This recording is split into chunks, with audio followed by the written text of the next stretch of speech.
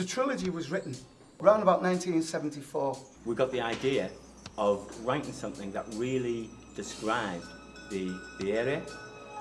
It was a way of us expressing our actual upbringing in Liverpool.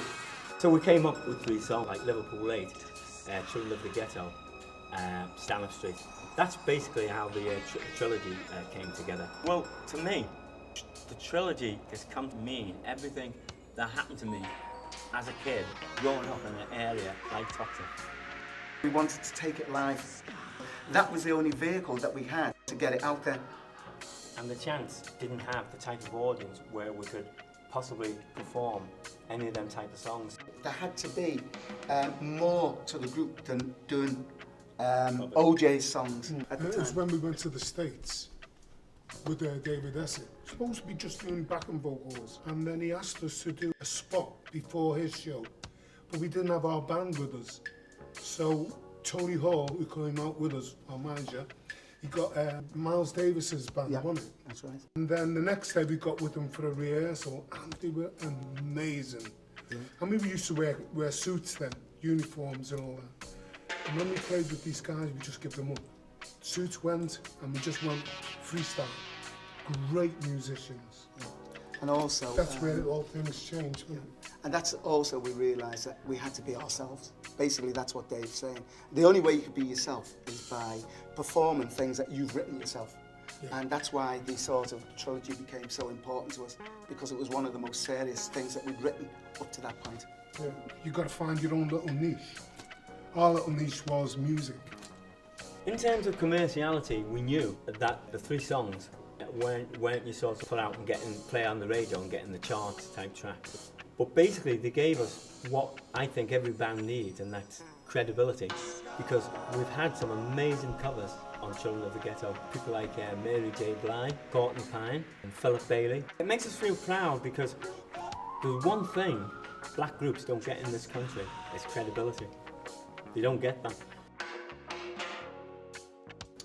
The real thing began back in 1972, and it was formed by Dave and I, because we were looking what the Chance had done and were very much influenced. The Chance were a 5-piece a cappella group, and we began back in 1962. There was myself, Alan Harding, Nat Smeeder, and the Anchor Brothers, Joey and Edmund. We just sung harmonies in the American doo-wop style. We were rehearsing every day. We developed the sound. Myself, Dave, Ray Lake, Edward Anchor, and Kenny Davis. We started to do little gigs and things around Liverpool. We got our break when Paul McCartney invited us along to the Cavern to audition for him and the rest of the Beatles. He invited us to appear that same night at the Cavern with them. We met an agency that got us onto Opportunity Knocks, which started off to be our really big break. Through Opportunity Knocks, we met our manager and mentor, Tony Hall. And Tony was very influential in introducing black music into this country. They got 4 songs off with us, so on we trotted halfway through the show, and they accompanied us for 4 songs, you know. An absolutely amazing experience. We started doing jingles for a guy called Jeff Wayne, who wrote the whole of the War of the Worlds concept. Jeff Wayne was producing David Essex. He invited us to come and do some backing vocals, and we'd gone down to 3. It was myself, Dave, and Ray Lake. With the Chance, as the first glow of playing with the Beatles and pairing with them at the concert and stuff started to wear off, we started to wake up to the hard realities of the game. David Essex was absolutely knocked out with the 3 of us. He took us out on tour, and all of a sudden we were working to audiences of like 5,000 people. Actually, after that tour is when Eddie joined. To make it, I was going to have to develop myself as a musician, as a songwriter. And basically, I learned to do this with the 13 years or so I spent with the Chance.